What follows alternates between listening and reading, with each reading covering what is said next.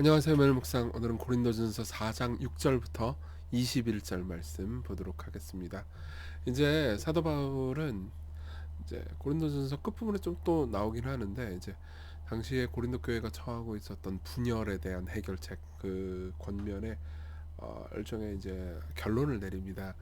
6절부터 21절에 그 내용이 나오는데요. 당시에 고린도 교회는 이제 네 개의 분파, 바울파, 아볼로파, 케바파, 그리고 그리스도파다. 나는 아무 것도 속하지 않는다. 그러면서 비난하는 그 네 개의 분파로 나눠서 분열하고 있었어요. 거기에 대해서 바울이 이제 어떻게 결론적으로 이야기하는지 살펴봅시다. 형제들아, 내가 너희를 위하여 이 일에 나와 아볼로를 들어서 본을 보였으니, 그러니까 이거요. 지금까지 했던 얘기는 나하고 아볼로 이제 두 파를 예로 들어서 본을 보여줘서 얘기를 했다. 그러니까 이는 너희로 하여금 기록된 말씀 밖으로 넘어가지 말라 한 것을 우리에게서 배워 서로 대적하여 교만한 마음을 가지지 말게 하려니라. 그러니까 지금까지 내가 너희들에게 기록된 말씀 밖으로 넘어가지 말라고 여러 번 얘기했잖아. 그러니까 그걸 배워서 교만하지 말고 서로 겸손하도록 가르쳐주기 위해서 이렇게 얘기한 거야 라고 얘기하는 거죠. 그러면서 꾸짖습니다. 누가 너를 남달리 구별하였냐. 그러니까 무슨 말이냐면 네가 대단한 게 도대체 뭐니? 네게 있는 것 중에서 받지 아니하는 것이 무엇이니?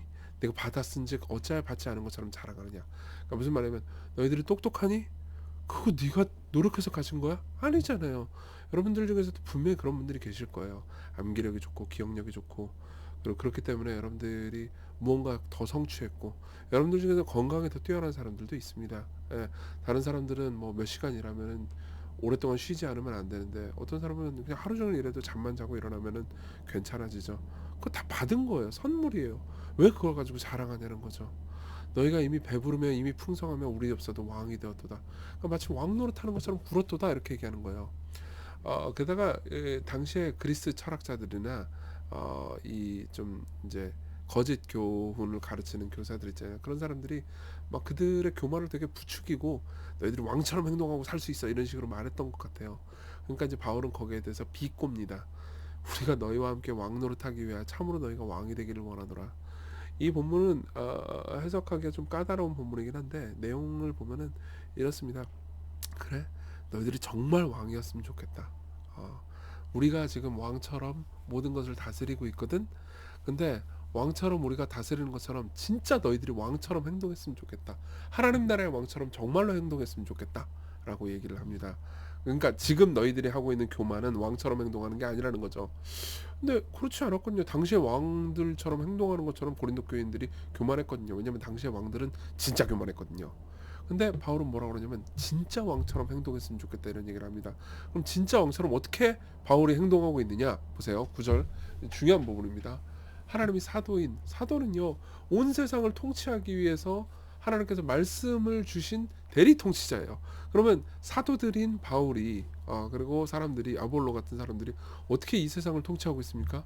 우리를 죽이기로 작정되던 것 같이 끄트머리에 들었으니, 여기서 끄트머리는 공연장 같은 거예요. 공연장 같이 되었으니 우리는 세계 곧 천사 사람에게 구경거리가 되었노라. 잠깐만요. 이게 통치 방식이라고요? 계속 읽어드릴까요? 우리는 그리스도 때문에 어리석으나 너희는 그리스도 안에서 지혜롭고, 우리는 약하나 너희는 강하고, 너희는 존귀하나 우리는 비천하여.